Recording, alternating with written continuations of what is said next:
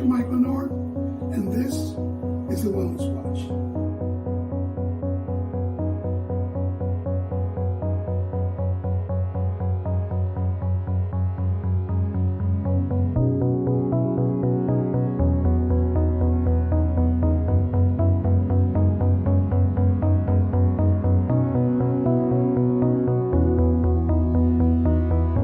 And we'd like to introduce Coach Brian Shaw, who is now coaching with the Los Angeles Clippers. And we're glad to have him here. He's homegrown here in the Bay Area, grew up here. I think I may have taught him a couple moves somewhere along the line, but I don't remember.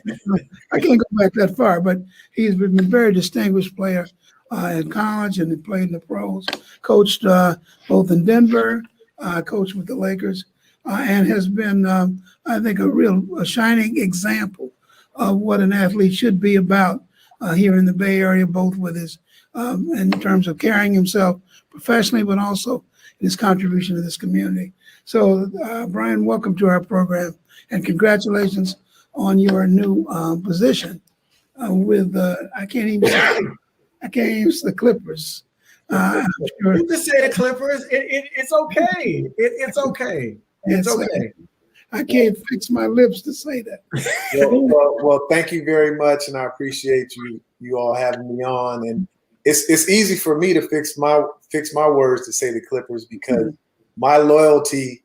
I grew up here in Oakland. I grew up a Warriors fan, but my loyalty is whoever signs my checks. That would be easy for me to fix my mouth to say the Clippers.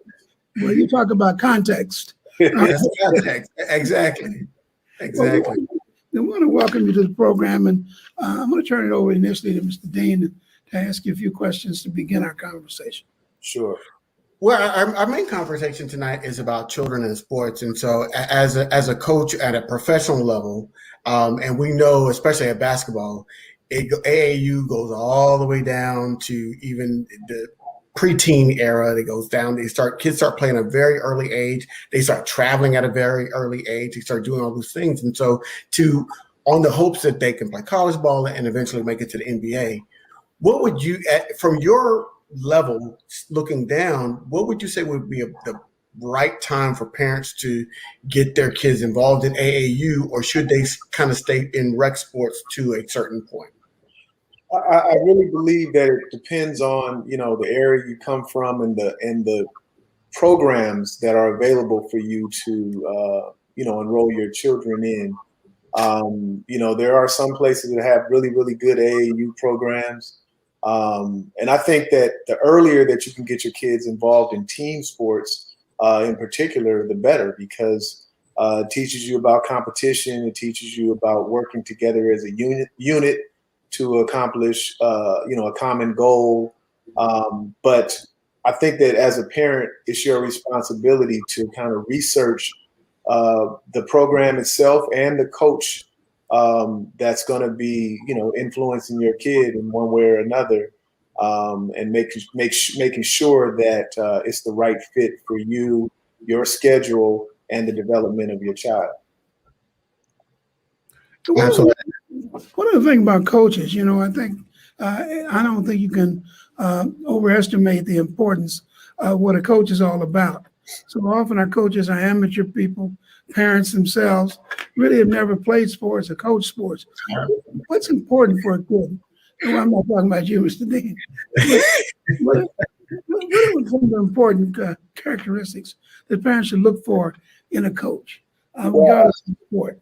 Yeah, I think the same thing. I put in the same category, coaches, parents, and teachers. Right? I think that they're all pretty equivalent when it comes to dealing with children. And so the same things that you would want in yourself as a parent, you should want that in a coach or in a teacher. Integrity, a value system that you believe in, positively impact your child. What I do think is missing, especially here in the United States, is a certification program. There's levels to it in terms of the development of where your child is at 6 to 10 years old is going to be different once you get to 11 to 15, and then, and so on as you rise up in age. And so I think that, Dr. LeNoir, you just said it. You have a lot of amateurs. You have parents that are coaching teams in a lot of instances, especially when children are really young. Some that are doing it for the wrong reason.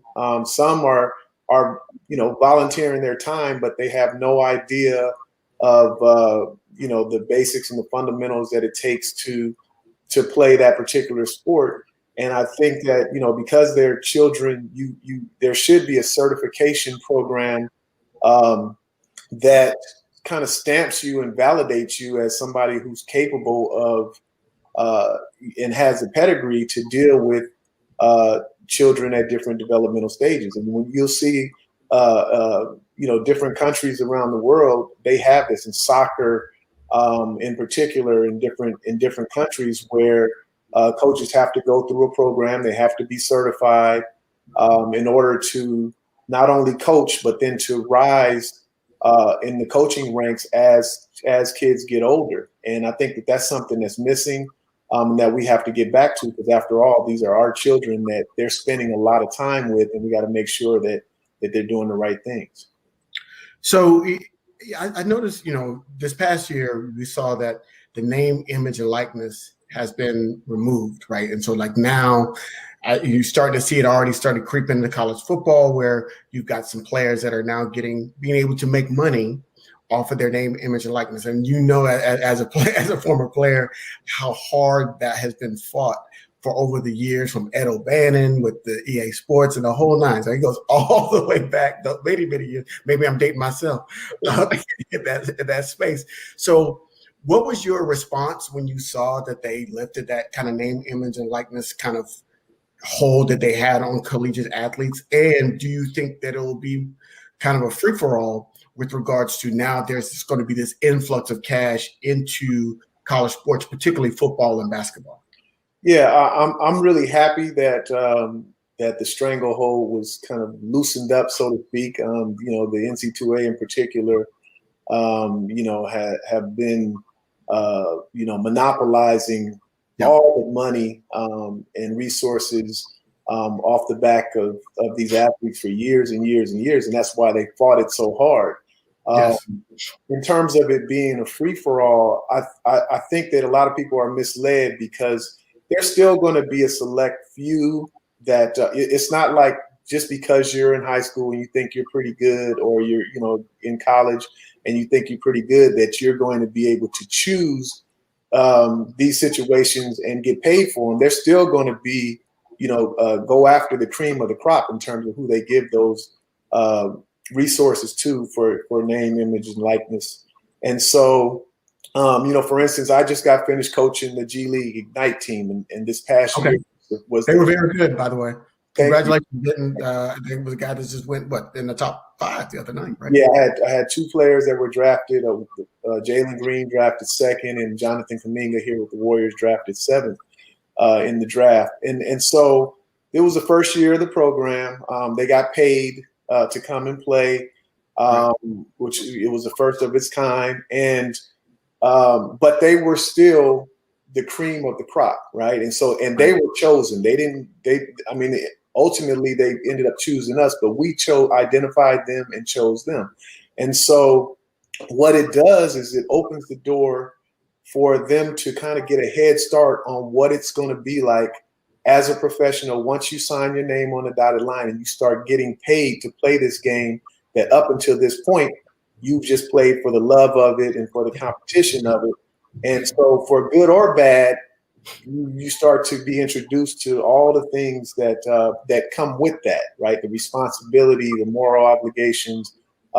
We introduced them to financial literacy training and media training and the business of basketball and all of these type of things. And so, some of the normal life skills that they're going to be faced with, I think not only in sports, but just in school, in the curriculum, there should be classes and courses that teach you how to balance a checkbook and do some of the staples that you need in everyday life that kids don't get exposed to. I still remember what pi is, right? 3.14159 approximately. I've never ever in my life had to apply that to anything, but here it is 40 years after high school, almost 40 years after high school, I still can remember what it is. And Right. so I think that there are things that can be part of the curriculum that kids can apply and use more so than just the standard things that they teach you in the textbook that'll help you along in life, more so than some of those type things. How do you, one of the things that we see and all the time is that many parents try to live their athletic careers through their children. And how do you, and you can tell, I can remember, just to give you an anecdote, that I love baseball, played a lot of little league baseball, a lot of non-hole baseball. And a guy in my neighborhood named James Newbill, who didn't do anything. He would sit on the steps and laugh and joke and, criticize us for doing anything positive. And so one day we took him to the baseball field, man. He eclipsed us almost in the next month. He was hitting the baseball all over the field. And so when parents put kids in sports, how often do you think that they overemphasize and have often outrageous, sometimes outrageous expectations? And how do you manage that? Well, it's unfortunate, but there are a percentage of parents that live vicariously through their kids.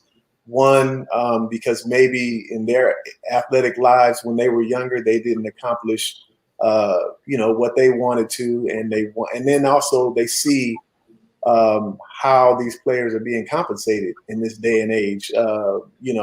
Guys that we saw, we're talking about the Bay Area.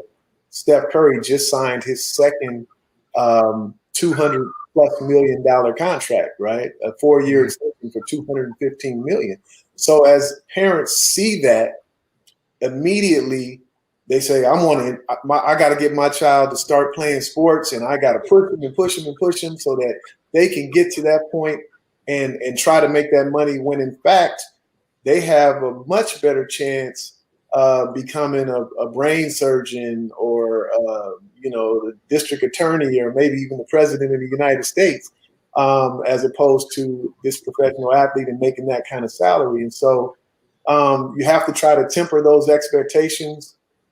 It makes it not so much fun for the kid if the parents is overzealous like that and pushing them, especially if it's something that they don't really genuinely have a love for. And so to answer that question, I don't know what you really can do. But there are a percentage of parents that are out there that are a little bit too pushy. And they can get away with that up to a certain point. And if their child is, we had Lonzo Ball on our team when I was coaching with the Lakers, who everybody kind of knows who his father, LeVar Ball, who very outspoken and what have you. Now, he had 3 sons that he thought would all be in the NBA. So Lonzo was the first, and then there was LiAngelo, who hasn't really made it and stuck in the NBA, and then LaMelo Ball, who was the Rookie of the Year this past year. But with each kid, you started to see less and less of LeVar. He was really, really pushy and like I said, overly involved with Lonzo. But what he had to find out quickly is once they start getting paid, the organizations are not going to take their direction from the parent. And so that message has to kind of trickle down at the lower levels when you deal with with parents that are a little pushy, that they can't that they're not running the program. They have to trust in their coaches. Now it's fine to try to motivate your kids and try to push them, but in a lot of instances like that, it makes it so that it's not fun, and that's where a lot of kids, they bow out and do something else because they just don't want to feel that pressure from their parents. Parents can be the worst. They can be the best and the worst thing to youth sports. For sure, there's a balance. For sure. Because I coached my son up until he got to middle school, and we would like, I would have those parents and they would come up after every practice, after every game. What do you think? Why didn't you play him? Why didn't you do it? And you go, first of all, let him get to puberty before you start, trying to make him his pro career. Like let his body change and see what happens at that point. So that's a big marker, because some kids grow and they grow tall. Some kids don't.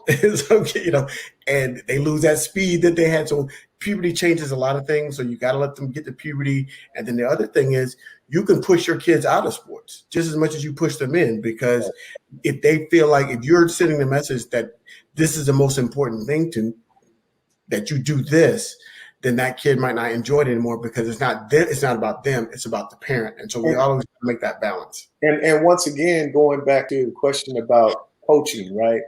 Mm-hmm. Coaching in sports is really one of the most important positions that you can have. And that's why I talked about certification. A friend of mine who I went to elementary school, we went to school together from 5th grade all the way up through 9th grade before we split in terms of high school. He never played any sports of any kind at all whatsoever. I didn't see him for years and years and years. And then when I grew up, got married, my son was 5 years old. My friend, I bumped into him. His son was exactly the same age, 5. And he was coaching our kids' team. And I went up to him and I said, Michael, you never played sports in your life. How in the world did you end up being the coach of this? It was actually a program called the Junior Warriors. And he said to me, and this is a true story, he said, do you know how many single mothers are bringing their sons in to play basketball? And so his motive for coaching the team was to try to get at the single mothers who were bringing their kids in, right? Wow. And so that was the first time in my mind that it registered to me how important it is to have, somebody who's qualified and certified to be in that position to be coaching our kids. And so as I started to come around more and come to practice, the kids were just doing whatever they wanted to do. And you look over and you see him in the bleachers talking to all the single mothers.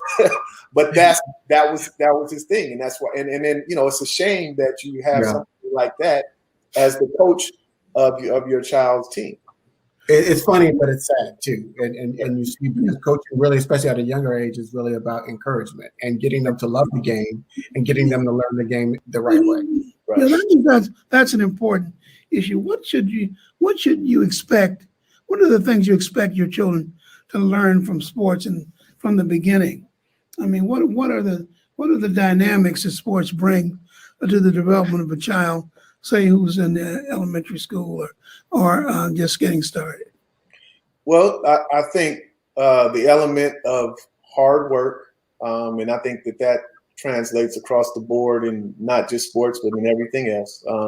We have a saying: when you pay your dues pay you back, right? And so when you put your work in, it'll show. And if you don't put your work in, that'll show as well. So one is hard work. One is the development of a certain mentality that it takes to not just play sports, but to compete at the highest level and be the best player that you could possibly be.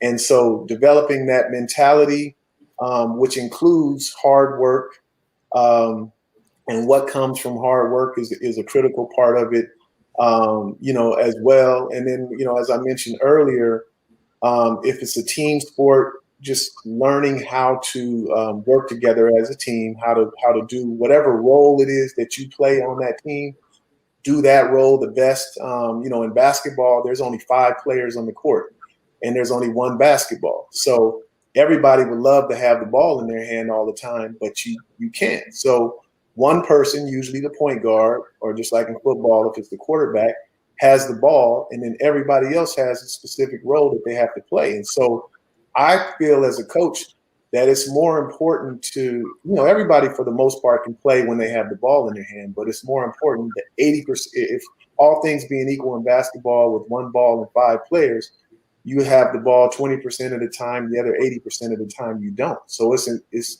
as important or more important to learn how to do what you need to do that other 80% of the time when you don't have the ball in your hand. And so playing from a young age, these are some of the things that you start to learn how to do. And then when you get to old enough to recognize and be able to make a comparison, then now you can say, oh, okay, I'm sitting in the classroom and the grades are on the curve. So I know that I have to put in my work and study this well enough so that I get the best grade so that I'm not down here and I'm not getting left behind. And a lot of things that happen in sports, like I said, translates to every other aspect of life. It's just a subset of what goes on in society, and it's a good teacher in preparing you for what that is. So I think it sounds like what he's saying is discipline, overcoming adversity, working together, and being able to, push through and find and push your limits out further, right? So, we know that coaches are going to push you, sports are going to push you, and you understand, hey, I'm not going to quit at this point because I've been pushed farther than that. I've been pushed harder than that. So I know my limit is further out. And so therefore I can take on more things and I can take on more challenges because I've been prepared for that through the medium of sports. Yeah. And it's not just, and if you're not a person that is willing to work together with a team and play a specific role, then there's individual sports. There's tennis, right. There's golf, and things of that nature that you can do if you just want to only count on yourself and the amount of work. Because when you're with a team, the team is only as strong as its weakest link. So right. If you're not pulling your weight, that's going to show. And usually you don't want to let your teammates down, right? So you put in your But if you are a slacker and whatever else, or you just don't work well with teammates, then you should take up an individual sport, and then you'll find out if you're really cut out for that or not. Because if you're not putting in the work, you're not going to excel and win anything. What about the elephant in the room? That's injuries to younger children and adolescents, and that pretty much knock them out of the whole process of athletic development. Yeah, so I believe strongly in the fact that I'm 55, and when I was coming up, from the ages of, I probably started playing team sports at 8 years old when I was in the 4th grade, and but we played basketball during basketball season. Then we played football during football season. We played baseball during baseball season. But we didn't play all year round, one particular sport all year round. And so now I think that the injuries and things that we're seeing, especially in younger people, is because the sports that they're playing now are year round. When they finish basketball season, then AAU season starts, right? And that goes all the way through the summer. They have club sports that continue to go. And so you don't allow, especially while your muscles and everything is still growing, you don't allow them any rest, right? Yeah. And so when we stop playing basketball, your basketball muscles that you use stopped. And then you use a different set of muscles when you're playing baseball and a different set of muscles when you're playing football. And so in each of those seasons, even though you're still competing and playing sports, you're still allowing those other joints and things to rest. Now we're seeing, like I said, kids playing a sport all year round. And can you imagine if you're playing baseball, which is typically in the springtime and goes into the summer, and then you play winter ball, and you're playing in the winter time, and you're a pitcher as a young kid, and you're throwing curveballs at an early age, and you're doing it all year round. You're just like anything else, like a tire, it only has so much tread on it, right? And so once you wear it down, you can't put that tread back on the tire. And so that's what I think that we're seeing. Everybody's tread is being worn down at a really, really young age. And even though we have advancements in technology and things of that nature to help build muscle and maintain what you have and to help prevent injury, there's still only so much wear and tear that it can take. And so even the great Kobe Bryant, who I had the privilege of playing with and coaching, he played for 20 years as a guard. That's really, really tough to do. But you start to see guys slow down because, like I said, there's only so much tread on the tire. And so what you see professionally, they've also had to go through. They had practices every single day in college and high school and all the way down. And so as the years start to add up, everything else starts to tear down. And so we have to monitor that a lot more closely, especially with young kids, in terms of not letting them play one sport all year round. Yeah, I think, and with us having more information now as parents, we think we got to do a better job of teaching our kids how to care for their bodies, right? And so, eating right, getting the proper amount of rest, all of those things come into play. And there is challenges because my son plays 2 sports. He at one point he played 4, but to your point, we couldn't get the season, and the coaches be like, well, he's got to go to football. He's got to do this, and I was like, I'm going to try to keep him play multiple sports as much as possible for that reason, just to give his body a chance to rest. And each sport has a different kind of plus to it, right? You learn something different in football than you do in baseball or than you do in basketball. So all of those lessons and that overall body training, I think it helps him. But we do have a good question. This is from Shauna. She's saying, as a parent, what should you do if you believe a coach doesn't have what it takes to effectively coach a team? For example, if you're paying significant money for your child to play club volleyball, but determine that the coach may be over their head, how do you navigate that situation? I think that's a good question. And I think you have to operate based on how you feel, about that situation. And if you recognize that, you can have a conversation with the coach. If you know enough about the sport, you can pull your child from that. You can do individual training with somebody who is qualified, who does have the pedigree, based on their past and and like I said, and that's why I think there's a need to have a certain certification program for our coaches here in the States, because the question that she asked is common, and it happens more so than we need it to happen, and there are a lot of coaches that are over their head. And I think that I know, just like, I didn't go to a coach's clinic until I was, till probably 10 years ago.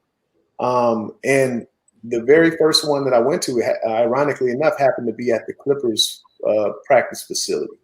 And Phil Jackson and Pat Riley and Doc Rivers and Mike Brown and Mike D'Antoni, some of the top coaches that were in the game, actually came together in this clinic, and they shared ideas and their philosophies and what have you. And I think that you always have to be willing to have a beginner's brain and be willing to learn, even when you are considered, like Phil Jackson was considered the Zen master, right? But he still participated in the coaches clinics because everybody has different ways of doing things and what have you. And a teacher learns as much from a student, or a coach learns as much from a player as a player learns from a coach. And so, the certification thing is one, but I think that as a parent, if you recognize that this coach is over their head, maybe you do some research into another program or another coach that has a stellar reputation, because it is your child, and you always want to do what's best for your child. And and it's a tough situation, because the other thing that you don't want to do is allow. I mean, I think it's just like if you go to a school and your child is advanced and they're not being challenged in the classroom, right? Then you can either play them up in sports to the next age group up, or in school, I skipped a grade. So I went to first grade for like the first month of school. And then my teacher recognized something in me, had a conference with my parents, and then moved me up into the second grade after a month, because what I was learning in the first grade wasn't challenging me to that point. And so, things of that nature, where if you think the coach is over his head, you may want to, like I said, move to a different program. And that's different than moving to a different program because this coach isn't playing your kid, or, whatever the case may be. Yeah, I was going to say that because there's some parents out there that team hop because their kid, they don't feel like their kid is getting enough playing time, or their child's not getting showcased, even though they're on the court, they're not getting showcased enough, they're not getting enough shots. And so you don't want to run the risk of looking like a team hopper, but you do want to make sure that your child is getting developed and progressing in their sports at their level. Right. So they may not be progressing at the level of the best players, but if they're progressing at their level, then you might be in a good situation. For sure. Let me ask, how has the COVID epidemic, and how should the COVID epidemic change sports and parents and children's involvement in sports?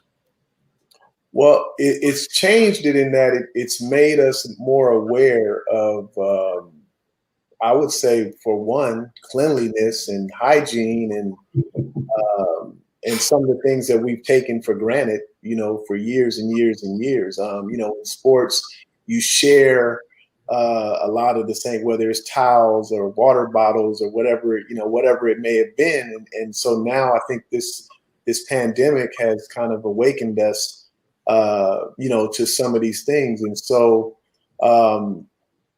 even though it's terrible, the pandemic has been terrible, there has been a silver lining in it in terms of, like I said, awakening us to some of these things. And so, taking precautions or cleaning things the way that they probably should be cleaned after something is used, and just kind of staying on top of that are areas that hopefully we can take forward. But I mean, we had a very, very strict protocol in the NBA as well as in the G League last year that we had to follow based on the advice of the professionals, the doctors who recommended that we wear masks, that we social distance, that at the height of the pandemic, we could only work with one player, one coach, one basket. And we had to trust what they were telling us, and we had to follow that protocol, and we had to test every day. And I know that not everyone has access to that, but you control what you're able to control. And the social distancing you can control. The wearing a mask is what you can control.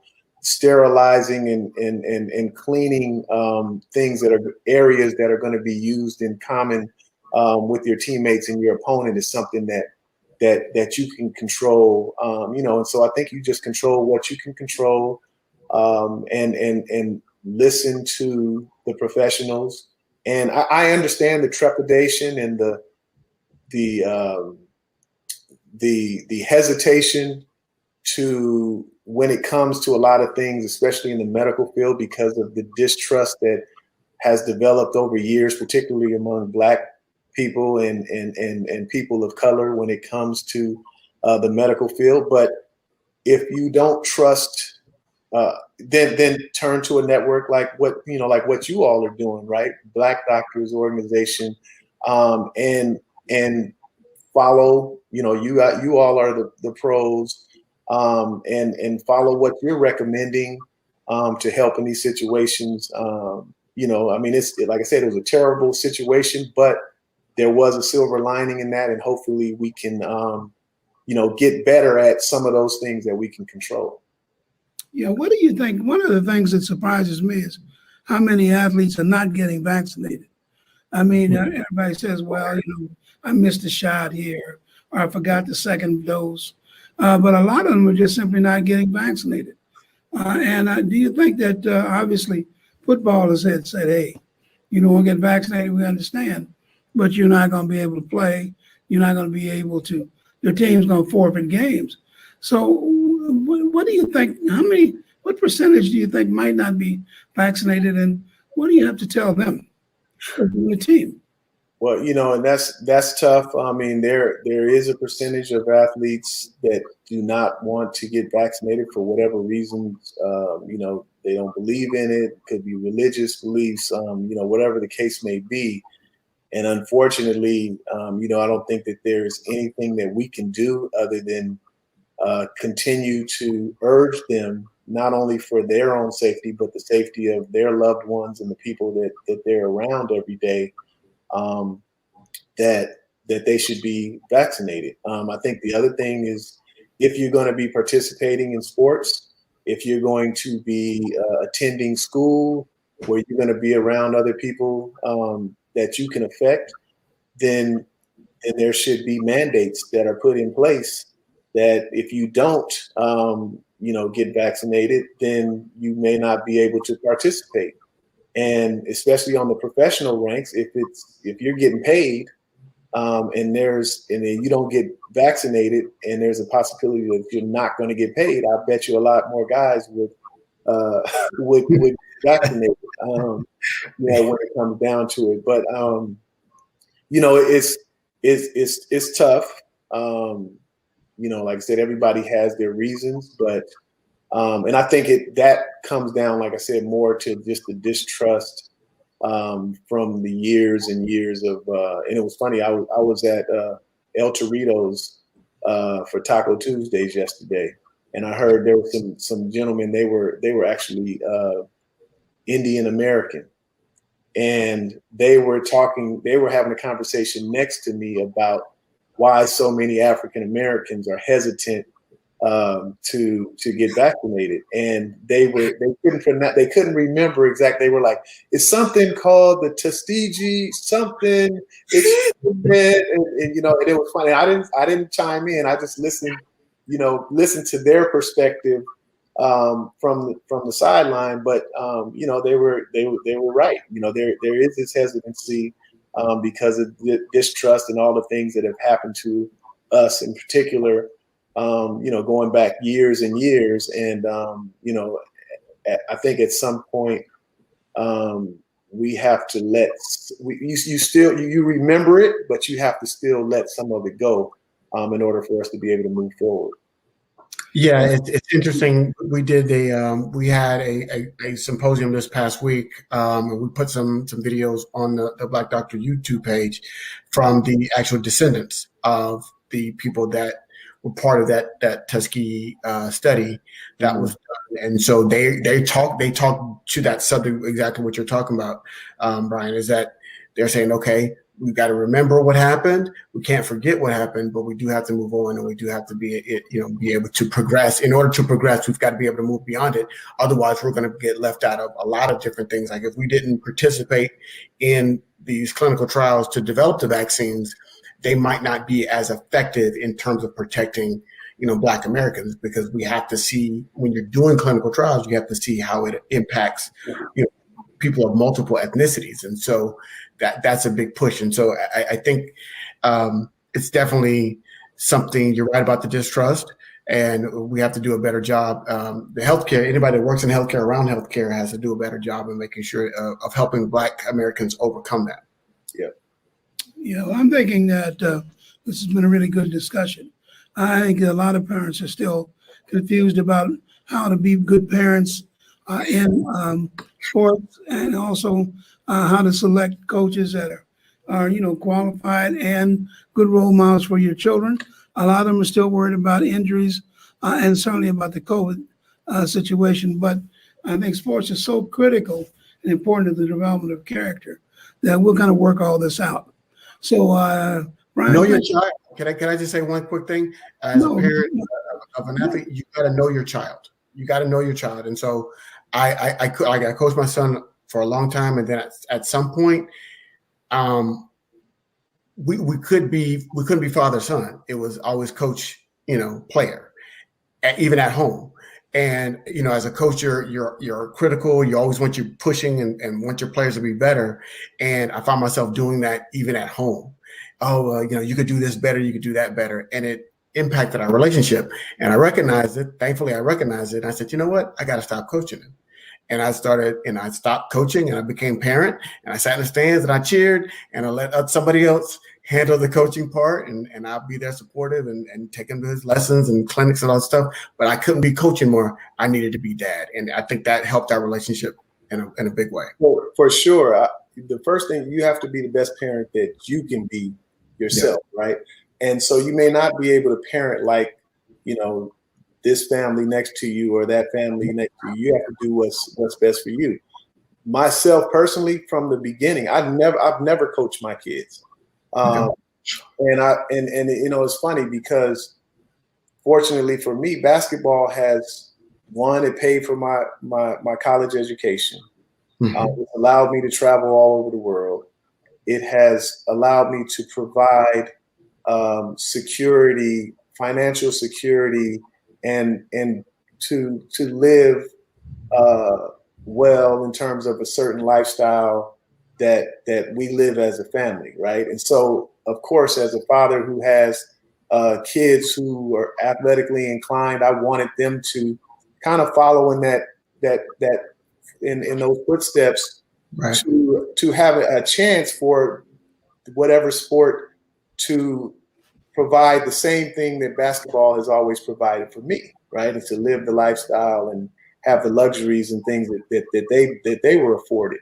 But with that being said, I still took a step back, and I've never pressured. My son didn't pick up a basketball until until he was almost a teenager, because we lived in Manhattan Beach when I was down in LA around mostly white people who the kids his age, they skateboarded, they surfed, right? And so that's what he did. So I allowed him to do that, and then as he started to grow and knew that skateboarding wasn't going to be a part of his future, he started to pick up a basketball. And I always said, "Look, son, I'm for my son and my daughter, I'm here for you when you're ready and you want to do this. Obviously this is what I've done, and so I can help you with it as much as you want to be helped. But I've stood aside just for those reasons that you just mentioned, and always remain the dad and let everybody else coach him. And I usually tried to put him with people that I knew that knew what they were, that knew what they were talking about, and what had some integrity behind them. And that's worked well for me. And my kids won't play professional sports, but we have a good relationship. They're great kids. They're smart. They're going to be responsible members of society. And that's all that I can really ask for. And they'll find their own way, and that's good enough. Right. Absolutely. Well, that's a good place to end our conversation. So thank you, Brian, and congratulations on your new position. I'm sure they'll move up in the rankings and in the playoff. But because Kawhi's got that he's got that knee injury. So he'll be out most of the season. Yeah, he's got a partially torn ACL, so he might not be able to start off the season where he wants to be. So, but PG would look good in the playoffs, and we'll see. And then you got the geriatrics across the way. Hey, but you know what? What I know for a fact: never discount experience. So no. They may have to slow the game down. They're not going to be able to get up and down with some of these young teams, but they've been there and done that. So they're gonna be like you used to go to the blacktop. It'd be the old man out there with the church sign on. That's right. And he was giving buckets to everybody that wanted.